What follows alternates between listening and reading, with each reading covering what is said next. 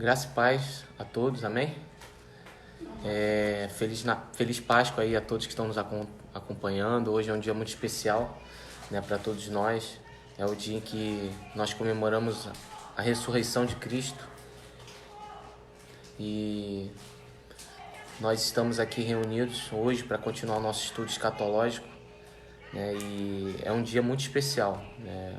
Muitas pessoas não sabem realmente o verdadeiro sentido da Páscoa, né?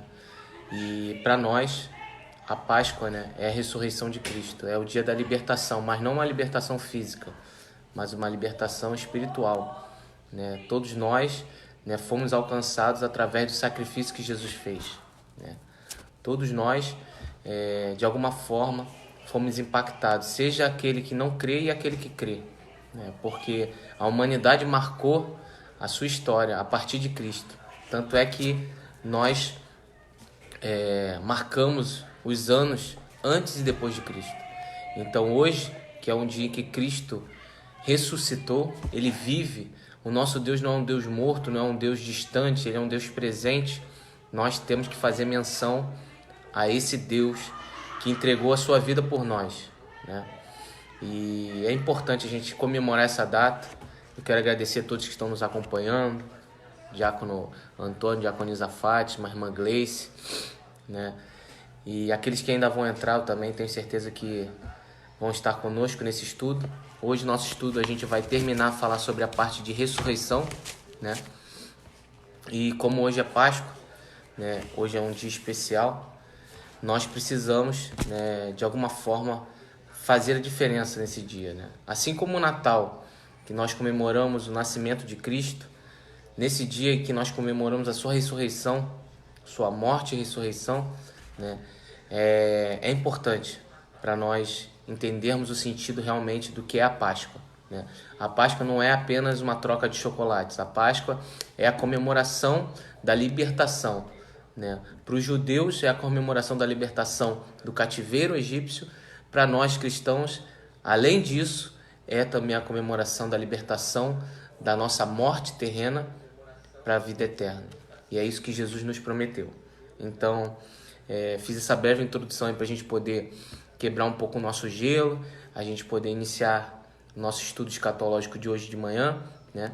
Quero dizer a todos que nos acompanham que esses estudos escatológicos estão salvos lá no YouTube da nossa igreja, né? Se você quiser entrar lá no nosso canal, vai estar lá as primeiras aulas e a aula de hoje. Depois que a gente terminar, a gente vai colocar lá no YouTube, para que você tenha a oportunidade de pegar a sequência das aulas. Se você perdeu alguma coisa, você pode acompanhar lá no YouTube, tem as aulas até o dia de hoje. E a gente está colocando para que justamente esse estudo possa ser sequencial e todos serem abençoados. E a apostila, aqueles irmãos que quiserem receber, nos enviem o e-mail que a gente envia para vocês em PDF, a apostila do nosso estudo. Então vamos continuar a falar sobre a ressurreição, certo? Hoje é um dia que nós comemoramos a ressurreição de Cristo. Então, na semana passada nós falamos sobre os tipos de ressurreição. Existem dois tipos de ressurreição, né? Mas para alguém ressurgir, precisa morrer primeiro, certo? Então é importante a gente saber o seguinte: Cristo morreu. Ele viveu, ele nasceu e ele morreu. E ele ressuscitou, certo? Diferentemente de Adão, que Adão ele não nasceu de um ventre, né? Adão foi feito por Deus, né? Jesus não. Jesus nasceu de uma mulher, cresceu, né? Foi criança, foi adolescente, chegou à fase adulta e depois disso ele começou seu ministério com aproximadamente 30 anos, né? Ele foi carpinteiro e depois ele começou seu ministério, né, messiânico, digamos assim, aos 30 anos. E quando Jesus morre, né, acontece algo diferente, porque todos os homens morrem, né? Deus disse no princípio, quando Adão pecou, Deus falou: como você pecou, agora você vai morrer. Certamente você morrerá. Se você comer do fruto dessa árvore, certamente você morrerá. Certo? E a partir dessa sentença de Deus para o homem, né, o homem começou a morrer. O homem e a mulher foram sentenciados à morte porque eles desobedeceram a Deus. E o que acontece quando um homem e uma mulher morrem? Às vezes a gente fala tanto de muitos assuntos teológicos e não fala do que é básico, né? Agradeço aí a participação da irmã Lani, que está nos assistindo também. Então, o que acontece? Quando uma pessoa morre, né, ela vai para o mundo dos mortos, né, que na nossa Bíblia é traduzido como inferno, mas na verdade é o mundo dos mortos, o Hades, né? E quando ela entra no Hades, antes de Cristo, né, antes da morte, do sacrifício de Cristo, ela tinha 2 lugares para ela ir. Ou ela ia para o inferno, que é o Gema, um inferno propriamente dito, né, na nossa tradução em português, o inferno mesmo, né? Ou ela ia para um local no mundo dos mortos chamado de Seio de Abraão, né, que é também chamado de paraíso, certo? Então, no mundo dos mortos haviam 3 locais, né? O Gema, que é um inferno, um lugar de tormento, onde as almas daqueles que não criam em Deus iam para lá. E o paraíso, que é o Seio de Abraão, onde as almas daquelas pessoas que elas criam na promessa de Cristo, do Messias, elas iriam para lá. E existia uma outra região também, que é a região das prisões, né? É a região das prisões. E a região das prisões é um local onde estão presos alguns anjos caídos, que serão soltos durante a grande tribulação, né? Então, existem três locais no mundo dos mortos, né? Um deles é Gema, que é o inferno propriamente dito. O outro é o Seio de Abraão. E o outro são as prisões, né? Que no grego chama de Tártaro, né? Então, você tem esses três, digamos, câmaras no Hades, né? No mundo dos mortos. Quando Cristo morre, toda pessoa que morre, ela vai para o mundo dos mortos, porque ela morreu. Só que essa sentença de morte era somente para aqueles que pecaram. Adão e Eva e toda a descendência de Adão e Eva. Mas Jesus, ele não tinha pecado. Porque ele não era simplesmente descendente de Adão e Eva. Ele é filho de Deus, né? Ele é filho de Deus. E eu creio que Cristo é nascido de mulher, mas o DNA de Cristo não continha o DNA de Maria, né? Apenas ela foi usada como barriga de aluguel ali para que Cristo pudesse nascer. Ela foi um veículo para que Cristo pudesse nascer. Foi uma mulher escolhida, santa, né? Uma mulher realmente que é exemplo para todos, né? Mas que ela não compartilhou sua bagagem genética com Cristo. Cristo é totalmente Deus e é totalmente homem. É o que eu creio, certo? Isso não está escrito na Bíblia. Então, quando Cristo nasce, cresce, né, e morre, ele vai para o mundo dos mortos, porque todos os homens e mulheres iriam para o mundo dos mortos quando morrem. Só que ele, pelo fato dele ser Deus e não ter pecado, a morte não tem poder sobre ele. E quando ele chega no mundo dos mortos, que é o Hades, né, ele entra no mundo dos mortos e ele declara para o mundo dos mortos que aquela condenação acabou.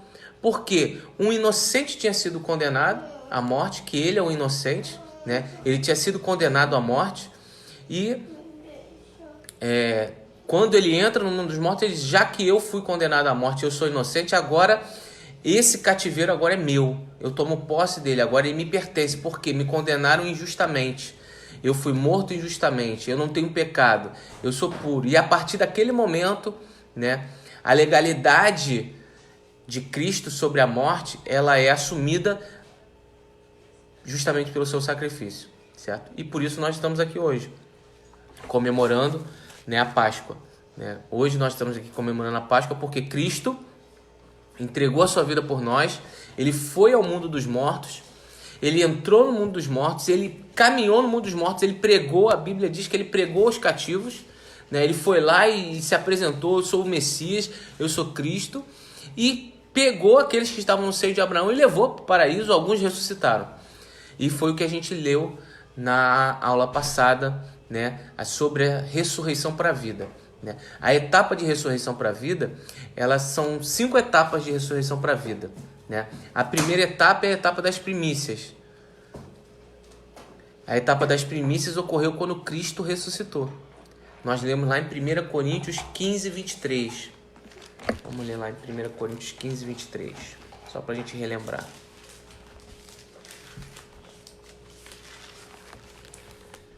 15, 23. Está escrito assim: Feliz Páscoa a todos aí que estão conectados. A irmã Adriana, que conectou agora. A irmã Cristiane, que está conectada aí. Amém? 1 Coríntios 15, 23 diz assim: Mas cada um por sua ordem. Cristo, as primícias, depois os que são de Cristo na sua vinda. E depois virá o fim, quando tiver entregue o reino a Deus, ao Pai, e quando houver aniquilado o império e toda a potestade e força. Amém? Então, amado, aqui o apóstolo Paulo ele tá dando a ordem, né? A primeira ressurreição é a etapa da vida. A primeira ressurreição ela é uma ressurreição para a vida, certo? Então a ressurreição para a vida ela começa em Cristo. Cristo é o primeiro a ressurgir para a vida, né? Ele ressurgiu para a vida, ele ressuscitou para a vida eterna, né? Ele é eterno, Cristo é Deus, mas ele como homem, ele morreu e como homem ele ressuscitou para a vida eterna, certo? Antes disso, todo homem, ele, por exemplo, Lázaro ressuscitou, mas Lázaro depois da sua ressurreição ele morreu, porque ele não ressuscitou para a vida eterna, ele ressuscitou fisicamente. A ressurreição de Cristo ela é uma ressurreição eterna, é por isso que ele é chamado a primícia, ele é o alfa e o ômega, ele é o primeiro e o fim. Então, antes de Cristo, nenhum homem havia sido ressurgido, né, para a vida eterna. Cristo foi o primeiro. Cristo foi o primeiro homem que ressuscitou para a vida eterna, né? Embora ele não seja simplesmente um homem, ele é homem e Deus, mas ele foi o primeiro a ressurgir para a vida eterna. E logo depois que Cristo ressuscita para a vida eterna, alguns ressuscitam com Cristo, certo? Que é o que descreve alguns evangelhos, que falam que quando Cristo ressurge dos mortos, muitos outros ressurgem também. Profetas e homens de Deus ressurgem também dos mortos, com a ressurreição de Cristo. Então, Cristo e as primícias é a primeira etapa da ressurreição para a vida. A segunda etapa da ressurreição para a vida é a etapa da igreja, quando Cristo vier arrebatar a sua igreja, né? E eu comentei na aula passada que Cristo ele vai se encontrar com a noiva é a igreja. E o noivo, ele casa com a noiva completa. Então a igreja que for igreja de Cristo, ela vai ser arrebatada. É nisso que eu creio, entendeu? Porque a noiva não pode entrar no casamento incompleta. Ela precisa entrar plena, ela precisa entrar completa, ela precisa entrar com todos os seus membros, ela precisa entrar, né, adornada. Então o casamento é uma referência, a uma cerimônia onde todos apresentam o seu melhor. E assim também a noiva vai estar lá encontrar com Cristo nos ares e vai estar completa. Aquele que for noivo, que for noiva, aquele que for igreja vai ser arrebatado. Ah, pastor, mas eu estou desviado. Não sei se você é igreja ou não, cada um sabe da sua salvação. A salvação, ela é individual. A salvação é individual. Eu não posso dizer que você é salvo ou que eu sou salvo, que outra pessoa é salva. Eu posso dizer de mim, eu creio que eu sou salvo. Agora, cada um vai dar conta a Deus da sua salvação, né? Então a gente precisa entender isso. São princípios bíblicos, né? A salvação é individual. Você não pode salvar o seu filho, ele tem que querer ser salvo, ele precisa acreditar na salvação, né? Nem a sua filha, nem o seu esposo. E eles precisam crer nessa salvação, né? E a salvação é Cristo. Então a segunda etapa da ressurreição para a vida é a etapa da igreja, que vai ser justamente no arrebatamento, que Cristo vai chamar os mortos vão ressurgir, eles não vão ressurgir para morrer novamente, eles vão ressurgir para ter uma vida eterna ao lado de Cristo. Então eles vão ressurgir e vão para as nuvens encontrar com Cristo, assim como também a igreja, certo? A igreja, né, ela vai estar na terra, e quando tocar a trombeta do arrebatamento, a igreja, num piscar de olhos, vai ser arrebatada, vai ser levada para os ares.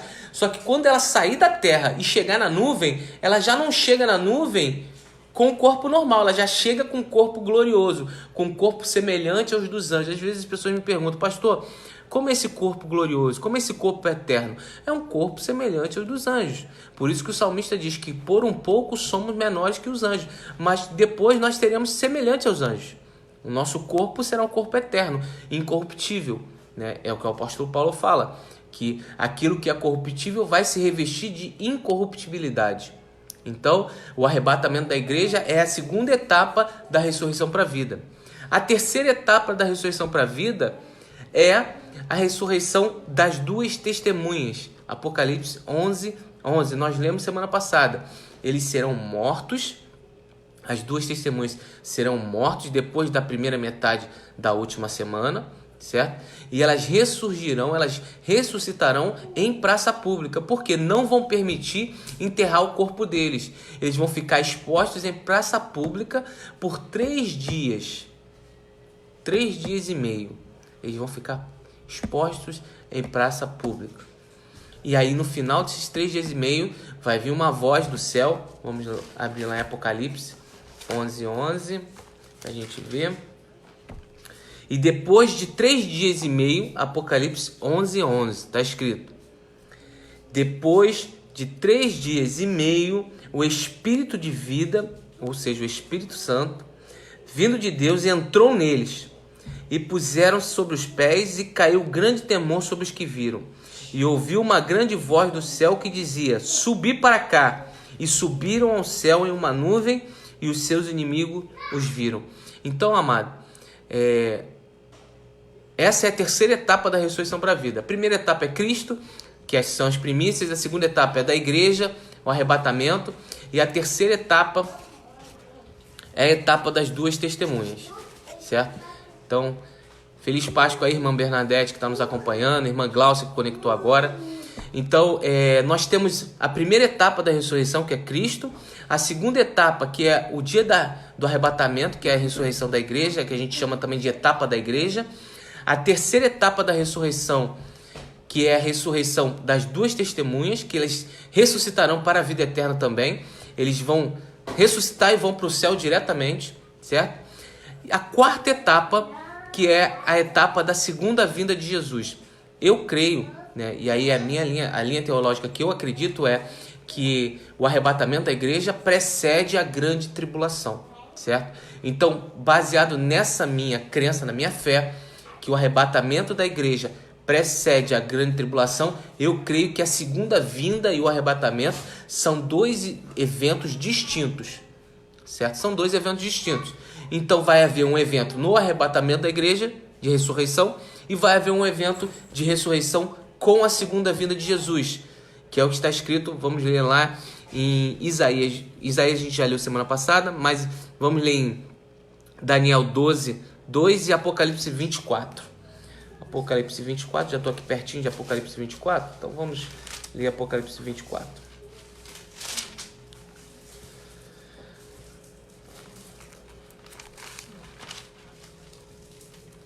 Apocalipse 20 é o capítulo que fala sobre a prisão de Satanás durante 1000 anos, certo? Que fato vai acontecer para que Satanás ele seja preso? Nós cremos o seguinte, estamos estudando sobre as 70 semanas de Daniel, onde 69 dessas 70 semanas foram cumpridas, certo? A primeira semana de Daniel começou com o decreto do rei Artaxerxes, certo? Lá em 444 a.C. E a partir desse decreto se contaram, 69 semanas, 483 anos até a apresentação de Jesus em Jerusalém como rei dos judeus, que foi o dia de Domingo de Ramos. Domingo de Ramos é o dia em que nós comemoramos a entrada de Jesus como rei em Jerusalém. E ali acabou as 69 semanas de Daniel, como está escrito lá em Daniel 9:24. Então, Daniel 9:24 diz: o Messias será apresentado e depois disso ele será morto. Então, depois que Jesus foi apresentado em Jerusalém, no Domingo de Ramos, ele foi morto na Páscoa, certo? Ele foi morto na Páscoa. E depois da sua morte, a última semana fica faltando. Por quê? Aí existe um interregno, ou seja, um intervalo de tempo entre o final da 69 semana e o início da 70ª semana, das 70 semanas. Então a gente tem um período de tempo. Esse período de tempo que fica entre a morte de Jesus e a sua ressurreição e o início da primeira semana é o que nós chamamos de período da graça ou era dos gentios, certo? Que é esse período que nós estamos vivendo hoje. Por que nós chamamos de era dos gentios ou período da graça? Era dos gentios é um termo usado por quê? Porque Jerusalém está sob o domínio dos gentios. Hoje, Jerusalém, ela é dominada pelo Estado judaico, né, por Israel, mas ela não pertence a Israel. As nações não reconhecem Jerusalém como capital do Estado de Israel. Por isso que existem brigas diplomáticas, né, justamente sobre essa definição, sobre Israel e Jerusalém. O fato é, Jerusalém é considerada uma cidade mundial. Jerusalém é considerada uma cidade, né, um patrimônio da ONU. Então hoje Jerusalém não pertence a Israel. Ela pertence a todas as nações, ou seja, aos gentios. Só que vai chegar um momento em que Jerusalém vai voltar a ser domínio de Israel. Vai voltar a ser capital de Israel.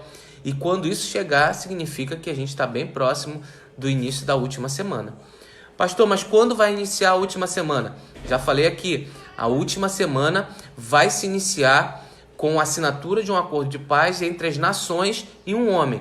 Um homem será empossado pelas nações como seu representante.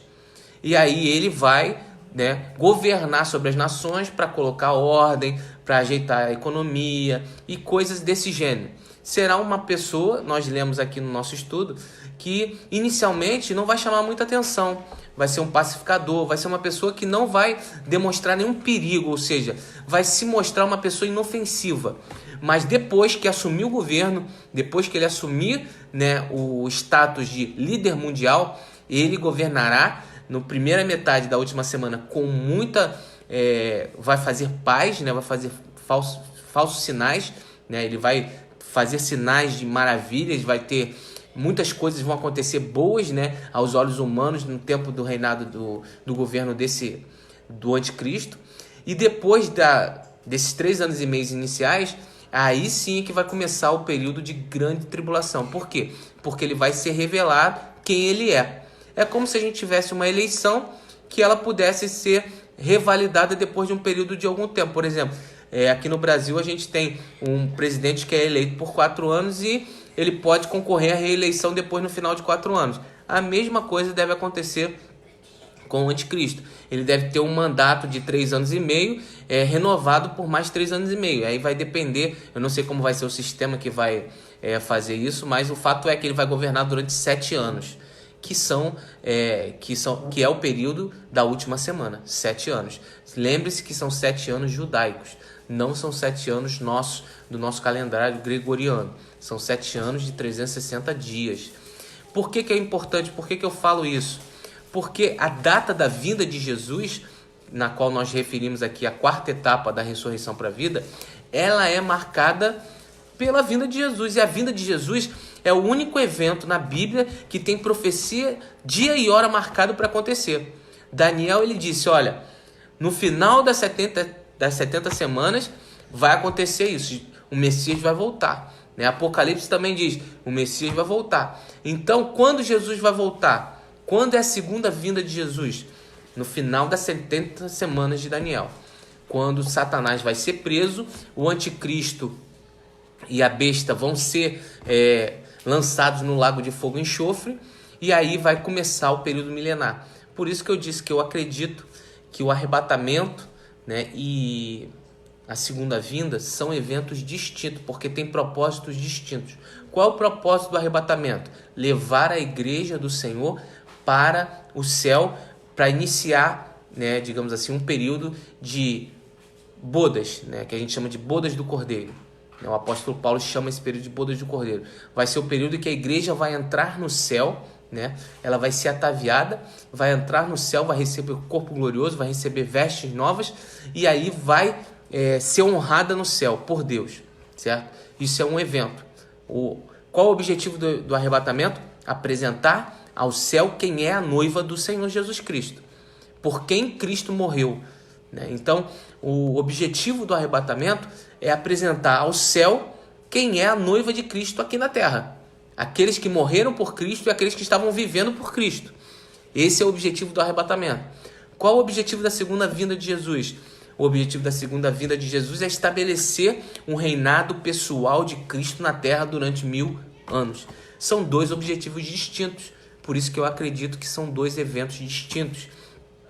Primeiro evento, o arrebatamento, ele foi profetizado para a igreja. O segundo evento, a segunda vinda de Jesus, foi um evento profetizado para Israel e Jerusalém. Então, a igreja não é Israel. Israel, os judeus podem ser igreja, mas a igreja não é Israel. Então a gente precisa entender que as profecias são direcionadas a pessoas ou a nações e são coisas distintas. Então a gente não pode tratar como se fossem iguais. Então Cristo prometeu que ia tirar a sua igreja. E a segunda vinda ele prometeu para Israel e para Jerusalém, certo? Então, vamos ler aqui em Apocalipse 20, né? Vou ler a partir do primeiro versículo para fazer um contexto, certo? Para fazer um contexto. E eu vi descer do céu um anjo, e tinha a chave do abismo, e uma grande cadeia na sua mão. E ele prendeu o dragão, a antiga serpente, que é o diabo e Satanás, e o amarrou durante 1000 anos. E o lançou no abismo, e ali o encerrou, e pôs o selo sobre ele, para que não engane as nações até que os 1000 anos se acabem. Depois importa que seja solto por um tempo. E vi tronos, e assentaram sobre aqueles tronos, e foi dado o poder de julgar. E vi as almas daqueles que foram degolados pelo testemunho de Jesus e pela palavra de Deus, que não adoraram a besta nem a sua imagem, e não receberam sinal na testa nem na mão, e viveram e reinaram com Cristo durante 1000 anos. Então a pergunta que muitos fazem para mim é: quem vai reinar com Cristo na terra durante 1000 anos? Quem vai reinar com Cristo na terra durante 1000 anos vão ser os mártires da grande tribulação. Quem são esses mártires? São aqueles que não foram arrebatados, mas que se converteram depois do arrebatamento. Por isso que eu creio que toda a igreja vai ser arrebatada. Mas quem é a igreja? A igreja é a igreja evangélica? Não. A igreja é todo aquele que crê que Cristo é o Senhor. Quem é salvo? É todo aquele que crê que Cristo é o Messias, é o Salvador. Hoje nós estamos na Páscoa, é o dia da salvação. Todo aquele que crê em Cristo, ele é a igreja. Ah, pastor, então quer dizer que vão ter católicos arrebatados? Sim, vão existir católicos. Vão existir pessoas que não têm igreja que serão arrebatadas? Vão existir, porque se elas creem em Cristo, elas vão existir. Igreja não salva ninguém. Religião não salva ninguém. Jesus falou que a única religião verdadeira é ajudar as viúvas e os órfãos. Isso é religião verdadeira. Então, religião não salva ninguém, certo? Igreja não salva ninguém. O que salva é Cristo. Jesus falou: eu sou o caminho, a verdade e a vida. Ninguém vai ao Pai se não for através de mim. Então, só pode chegar até Deus se for através de Cristo. Então, para ser salvo, se não adianta você estar filiado, ter carteirinha de membro em igreja, dizer que é evangélico, dizer que é católico, dizer que é metodista, o que for. Isso não salva. O que salva é Cristo. Cristo é o nosso Salvador. Então isso é importante a gente ficar... E aqui o apóstolo João está revelando aqui, né, sobre aqueles que vão reinar com Cristo durante 1000 anos. Quem será? Será a igreja? Não. A igreja já foi arrebatada. Vão ser os mártires. Está descendo bem claro aqui no versículo 4 de Apocalipse 20. Diz assim: quem são aqueles que foram degolados? Os que não adoraram a besta nem a sua imagem. Mas a besta e a sua imagem esse evento só acontece durante a grande tribulação. Somente durante a grande tribulação acontece a morte dos mártires. O que é a morte dos mártires? O anticristo, ele vai ordenar que a todo homem, toda mulher adore a imagem da besta, né? A besta e a sua imagem. Então aquele que não adorar a besta e a sua imagem vai ser morto, vai ser degolado. Aquele que não receber a marca da besta na mão ou na testa vai ser morto, vai ser degolado. Todos mortos e degolados porque não se sujeitaram ao diabo, ao anticristo, eles são salvos. Eles são salvos. Então eles vão receber um galardão de mártir. Só que esses aí é que vão ressuscitar quando Cristo voltar. Feliz Páscoa, Giovanni. Deus te abençoe, está nos assistindo aí. Aldir também está nos assistindo. Feliz Páscoa. Então, né, durante a grande tribulação, vão existir pessoas que não vão aceitar o governo de Satanás e vão ser mortos. E essa morte dessas pessoas não vai ficar esquecida para Deus. Deus vai honrar essas pessoas. Quando Cristo voltar, certo? Quando Cristo voltar, ele vai ressuscitar essas pessoas, é isso que está dizendo aqui no versículo 4, né? Eles vão reinar com Cristo durante 1000 anos. Pastor, mas e a igreja? A igreja vai estar onde? A igreja vai estar no céu. E por que a igreja não volta para a terra para reinar com Cristo na terra? Amado, entenda, a Bíblia não diz isso, mas é o que eu creio.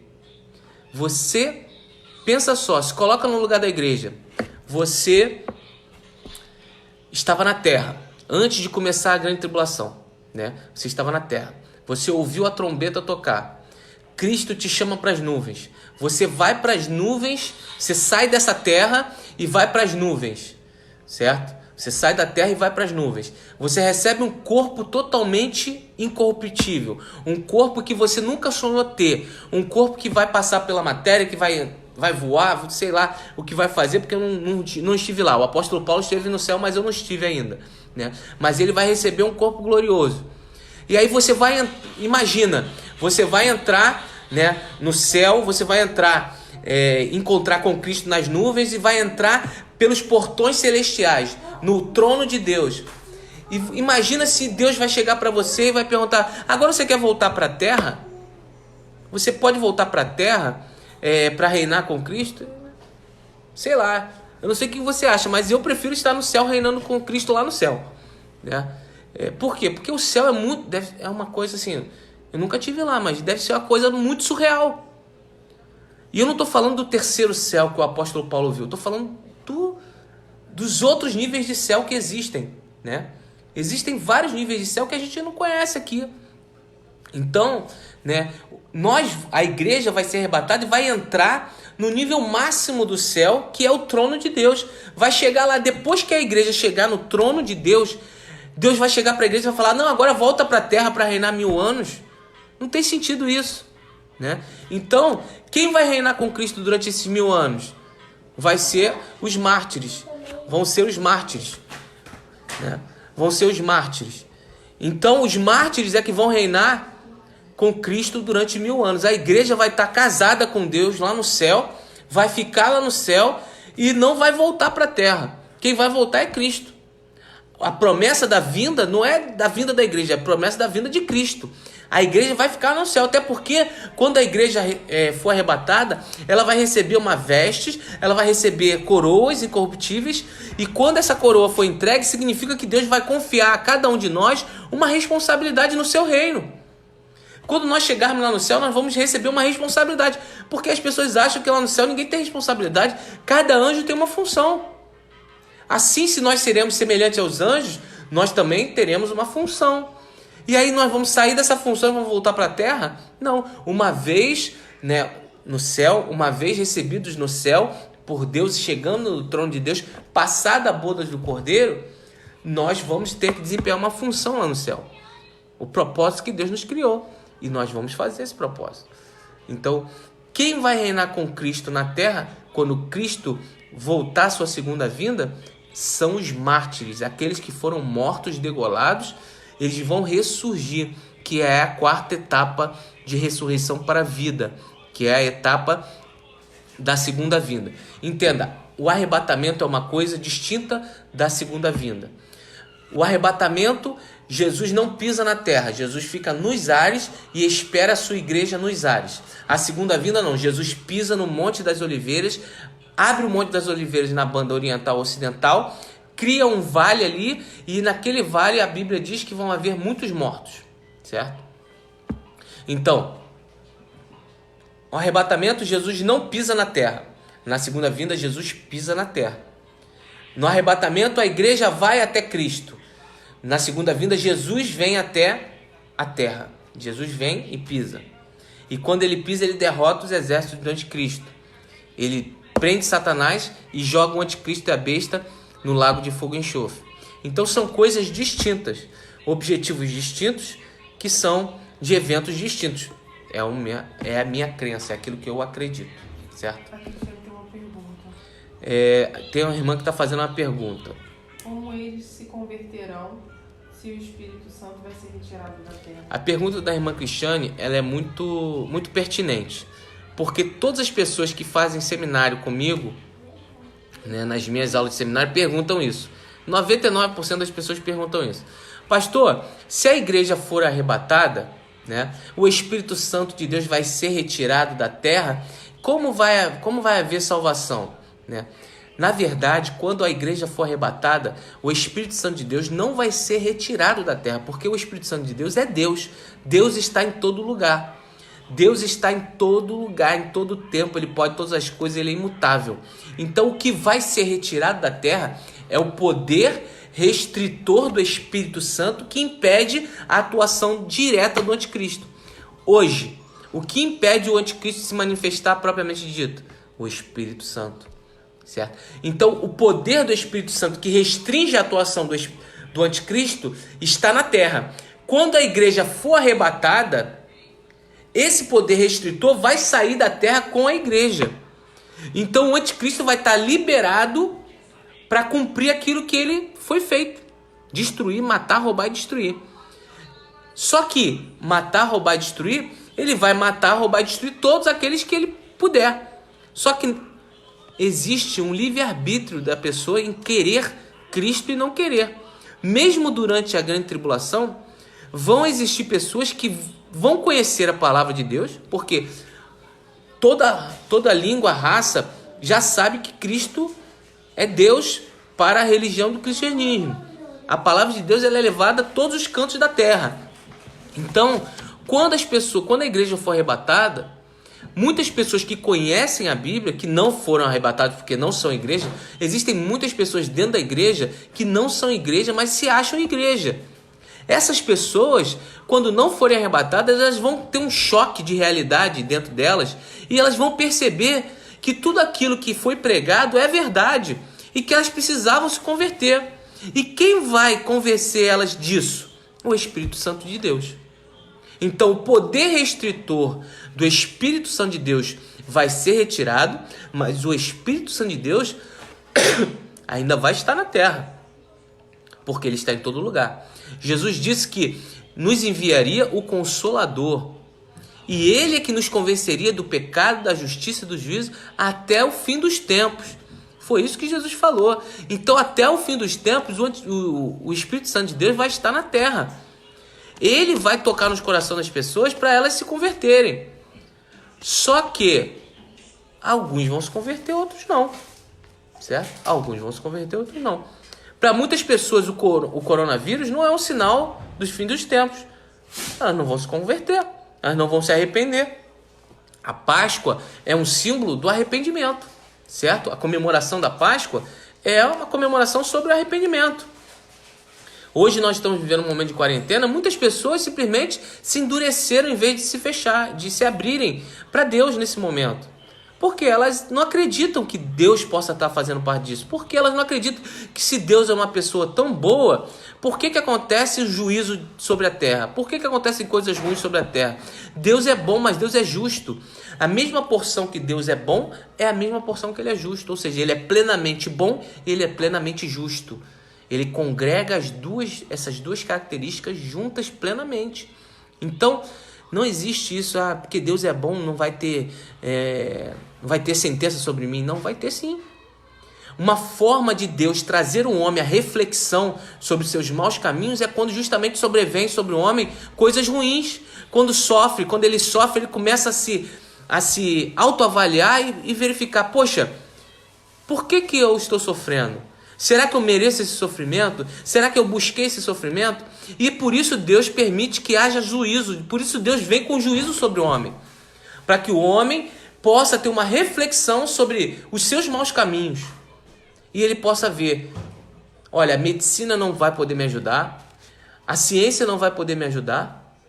Né? A economia não vai poder me ajudar. Como eu sou frágil. Eu achava tão forte, eu achava que eu tinha tanta ciência, eu achava que a minha medicina era muito avançada, eu achava que eu tinha muitas posses, muitos recursos financeiros, e agora eu estou em quarentena. Essa doença, ela simplesmente é um juízo de Deus para a terra, para mostrar ao ser humano em que ele não é nada.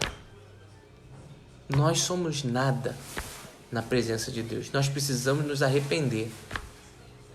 Nós não somos nada. Nós achamos que temos ciência, nós achamos que temos tecnologia, nós achamos que temos medicina, nós achamos que temos engenharia, nós achamos que temos recursos financeiros, que a nossa economia vai nos salvar. Nada disso pode nos salvar. A única coisa que pode nos salvar é Cristo. Certo? Então a quarta etapa da ressurreição é a etapa da segunda vinda de Cristo. Irmã Cristiane, espero ter respondido a tua pergunta. Né? Cristo... vai arrebatar a sua igreja, o Espírito Santo de Deus ele vai ser retirado como poder restritor ao anticristo, mas ele vai continuar na terra, certo? Por isso que vão haver salvações, por isso que pessoas vão morrer e não vão aceitar adorar o anticristo. Por quê? Porque alguém convenceu elas. Quem convenceu elas? O Espírito Santo de Deus. O Espírito Santo de Deus vai estar na terra, mas ele não vai estar mais restringindo Satanás, tá? Então, a quarta etapa é a etapa da segunda vinda. E vai ter também uma quinta etapa que a Bíblia não descreve, mas que nós cremos que vai existir, que é uma etapa do milênio. Ou seja, vai existir uma guerra no final dos tempos, que é a guerra de Gog e Magog, e pessoas vão morrer, certo? Se vai existir uma guerra, pessoas vão morrer. E aí, depois que essas pessoas morrem, elas vão ser ressuscitadas, só que a Bíblia não relata sobre isso. Certo? A Bíblia, depois disso, ela relata sobre o juízo final, certo? Que está lá em Apocalipse 20 também. O juízo final está em Apocalipse 20 a partir do versículo 11, tá? E aí, se você tiver a oportunidade de fazer uma leitura sobre Apocalipse 20 a partir do 11, você vai ver, né, que ali ele fala sobre o juízo final. E aí ele fala sobre a segunda etapa de ressurreição, que é a etapa da ressurreição para a morte. Ou seja, pessoas vão ressurgir para receber a vida eterna e pessoas vão ressurgir para receber a morte eterna. E qual é a morte? Né? Qual é a morte? Apocalipse 20. Vamos ver. Qual é a morte? Apocalipse 20, versículo 11 em diante. Vamos ler Apocalipse 20, versículo 11 em diante. Diz assim: E eu vi um grande trono branco, e estava assentado sobre ele, e cuja sua presença fugiu a terra e o céu, e não se achou lugar para eles. Vi os mortos, grandes e pequenos, que estavam diante do trono, e abriram-se os livros, e abriu-se outro livro, que é o livro da vida. Entenda, amado, existem vários livros, mas aí o apóstolo João está chamando o seguinte, olha, existem vários livros, mas existe um único livro que define a sua salvação. E esse é o livro da vida eterna, que é o que ele está dizendo aqui. E abriu-se o outro livro, que é o livro da vida. E os mortos foram julgados pelas coisas que estavam escritas no livro, segundo as suas obras. Então, os mortos foram julgados pelas coisas que estavam escritas nos livros. O que são essas coisas? Os seus feitos, as suas realizações. O que você está fazendo? Você vai dar conta a Deus do que você está fazendo, certo? E deu o mar os mortos que nele havia, e a morte e o inferno, os mortos que nele havia também. E foram julgados cada um segundo as suas obras. E a morte e o inferno foram lançados no lago de fogo. Esta é a segunda morte. Então as pessoas às vezes me perguntam, pastor, existe uma morte física, existe, mas existe também uma morte eterna. A morte eterna é essa que está escrita aqui no livro de Apocalipse, capítulo 20, versículo 14. A segunda morte é ser lançado no lago de fogo e enxofre. E quem é lançado no lago de fogo e enxofre? É o que está escrito em Apocalipse 20, versículo 16. Está escrito: aquele que não foi achado no livro da vida foi lançado no lago de fogo. Então, quem vai receber a segunda morte? Aquele que está o nome escrito nos livros das obras? Não. Aquele que não estiver o seu nome escrito no livro da vida. Então, para você não ser condenado à morte eterna, o seu nome tem que estar escrito no livro da vida eterna. E como você tem o seu nome escrito no livro da vida eterna? Quando você aceita Cristo como Senhor e Salvador da sua vida, você crê na promessa de vida eterna, que é o que a irmã Bernadette falou aqui durante a nossa live. Ela falou: Jesus é a ressurreição e a vida, né? Aquele que crê em Cristo, ainda que esteja morto, viverá. Certo? Então, aquele que crê que Cristo é Deus, que ele não é apenas um profeta, que ele não é apenas um homem, mas que ele é Deus, é filho do Deus vivo, ele é o Deus, ele é o Verbo. E nós estudamos na semana passada a Trindade, né? Deus Pai, o Criador, Deus Filho, o Verbo, Cristo, e Deus Espírito Santo, o mantenedor. Então, se eu puder definir cada um deles sendo um único Deus, o Criador, o Executor e o Mantenedor, né? Pai, Filho e o Espírito Santo.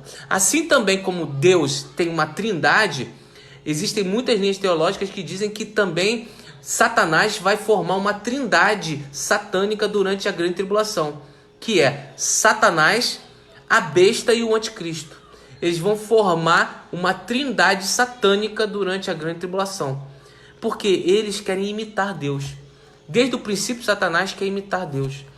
Satanás quer enganar os homens. Então, para que ele possa enganar com maior facilidade, ele imita Deus. Eu vejo às vezes pessoas falando: olha, pastor, eu vejo coisas na igreja que às vezes eu vejo em outras religiões.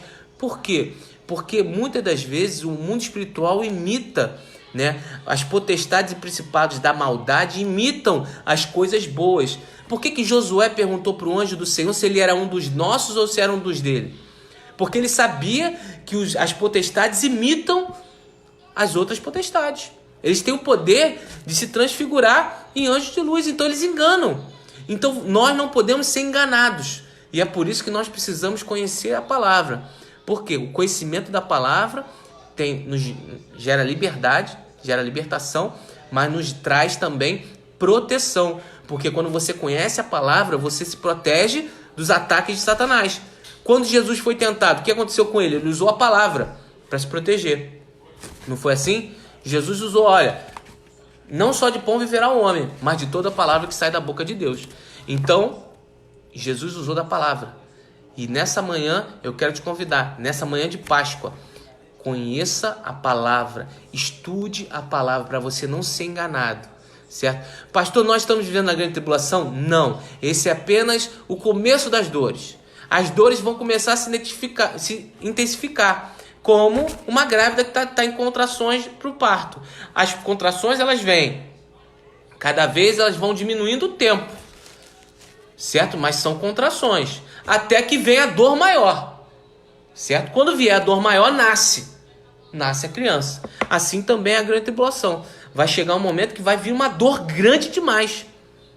Essa é a dor que muitas pessoas interpretam como angústia de Jacó, certo? Na Bíblia chama de período de angústia de Jacó.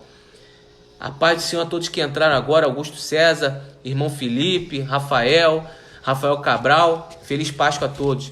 Então, amados, o período da grande tribulação é chamado de angústia de Jacó, porque vai ser um período que nenhum período da humanidade vai se igualar a esse período. Vai ter sofrimento, vai ter peste, vai ser... Só que antes disso vai ter um período de paz, de falsa paz, porque o anticristo vai precisar disso para consolidar o seu reinado. certo? Enquanto o mundo estará sob o domínio do anticristo durante 7 anos, a igreja, eu creio, a igreja vai estar durante esses 7 anos no casamento com Cristo, nas bodas do Cordeiro. Vamos abrir lá em Romanos 14, 12. Romanos 14, 12, 2 Coríntios 5, 10.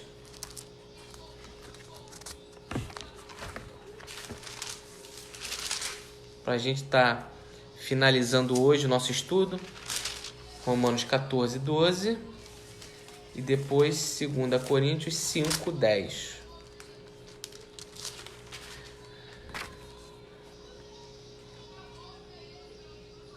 Diz assim em Romanos 14, 12. Irmão Carlos, feliz Páscoa, Carlos. Quanto tempo, hein? Pintou lá a nossa parede da igreja, que bênção. Feliz Páscoa para você, meu irmão. Diz assim, Romanos 14, 12. De maneira que cada um de nós dará conta de si mesmo a Deus. Cada um de nós vai dar conta. Eu não posso dar conta pela minha esposa, pelos meus filhos, eu vou dar conta de mim para Deus. No dia do arrebatamento, quem será premiado não vai ser a minha família, vai ser eu. Quem vai receber o corpo glorioso vai ser eu. Não vai ser o meu filho. Se o meu filho for salvo, em nome de Jesus ele receberá o corpo glorioso. Mas vai depender dele, não vai depender de mim. É a escolha dele. Eu, como pai, faço de tudo para que ele possa conhecer Cristo. Mas é uma escolha dele, eu não posso forçar ele. Então, é uma responsabilidade pessoal. Certo? É uma responsabilidade que cada um de nós vai dar conta. Lá em 2 Coríntios 5, 10. Diz assim, 2 Coríntios 5, 10. Porque todos devemos comparecer ante ao tribunal de Cristo, para que cada um receba segundo o que tiver feito por meio do corpo, bem ou mal. Ou seja, todos nós vamos comparecer no tribunal de Cristo.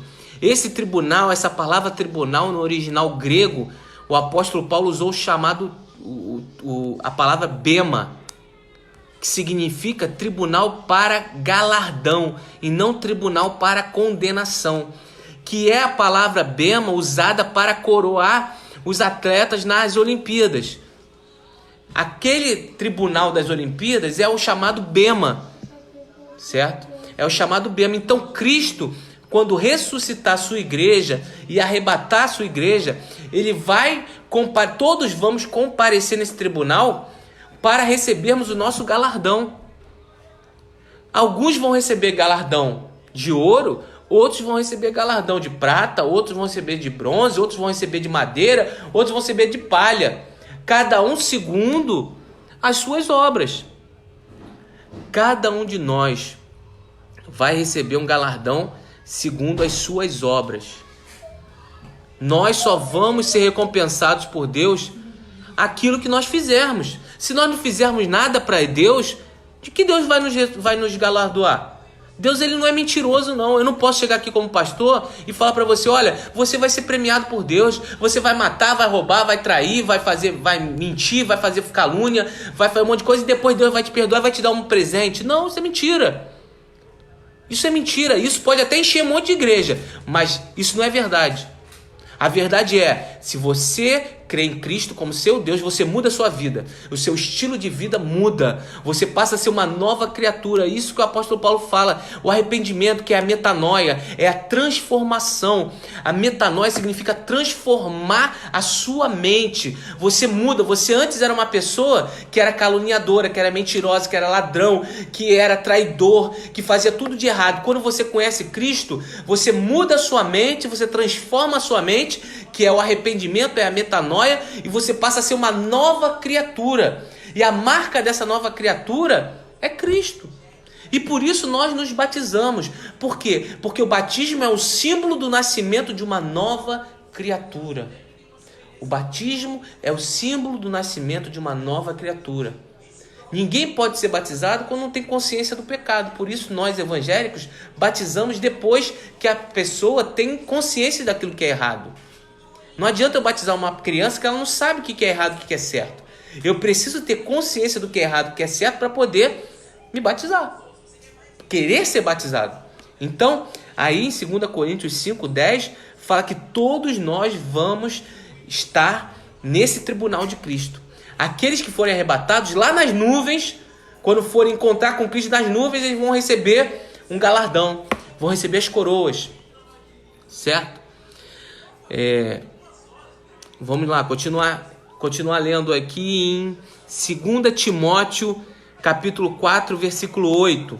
2 Timóteo, capítulo 4, versículo 8. E Tiago 1:12. 2 Timóteo, capítulo 4, versículo 8.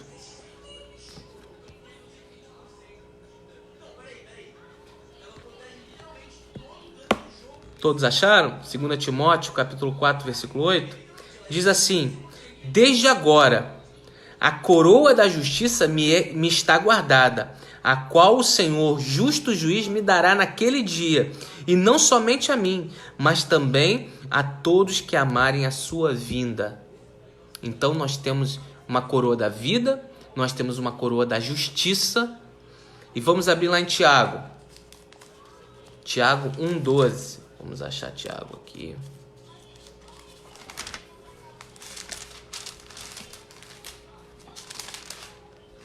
Quando eu era criança, tinha uma brincadeira que a gente chamava de desembanhar a espada, que era quem achava primeiro o versículo que o professor dava. Eu me lembro que meu professor era o pastor Sérgio, né? A gente gostava muito de brincar nessa brincadeira. Tiago 1:12. Bem-aventurado o varão que sofre a tentação, porque quando for aprovado, receberá a coroa da vida, a qual o Senhor tem prometido a todos os que o amam. Então nós temos a coroa da justiça e temos a coroa da vida. E olha só o que o apóstolo Tiago fala. Ele fala o seguinte, olha, bem-aventurado, feliz é aquele que é tentado, feliz é aquele que passa por provações, feliz é aquele, né, que de alguma forma está sujeito a Deus. Por quê? Porque você vai receber, né? Você vai receber a coroa da vida. Vamos lá em 1 Pedro 5. 1 Pedro 5.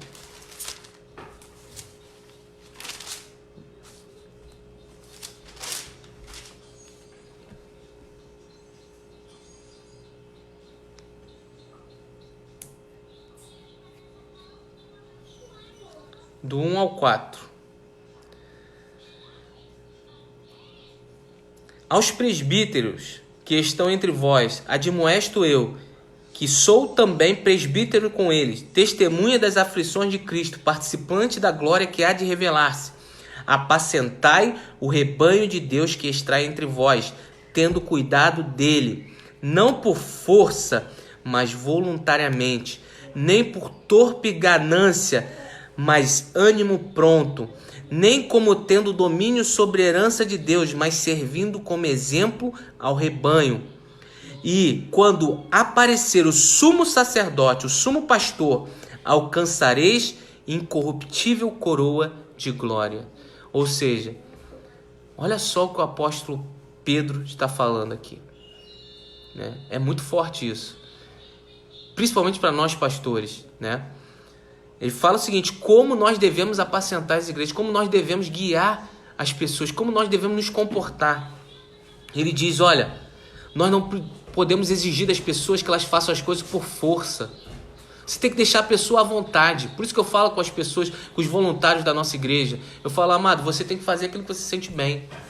Se você se sente bem de estar aqui na introdução da igreja, receber as pessoas, né?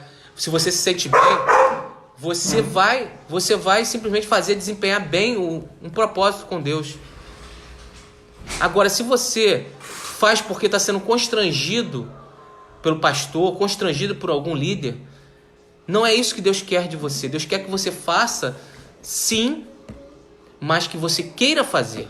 Você não pode fazer para Deus algo que você não tem vontade de fazer. Então o pastor, o líder, ele não pode de nenhuma forma constrangir alguém para fazer alguma coisa na igreja. Não é isso que Deus espera de nós. Ou seja, não é por força, mas voluntariamente. Nós temos um curso de voluntariado na nossa igreja, uma apostila de voluntariado. Aqueles que querem são voluntários, qualquer um. Ah, pastor, pode ser diácono, pode não ter título, isso daí não importa. O que importa é você querer fazer algo para Deus. Você precisa ser voluntário para receber a coroa de glória. Não importa o que título o homem pode te dar, o que importa é o título que Deus vai te dar, a coroa que Deus vai te dar, certo? Então, isso é que importa. Isso é que importa. Vamos continuar lendo. E ele diz o seguinte: e também nem por torpe ganância, mas de pronto ânimo, não tendo domínio sobre herança. Muitas pessoas às vezes se apoderam da igreja, se apoderam de uma liderança, se apoderam de alguma função na igreja. Não é isso que Deus quer de nós. Deus não quer que a gente tome aquilo como se fosse nosso. Não, nós temos que servir. Olha o que o apóstolo Pedro fala.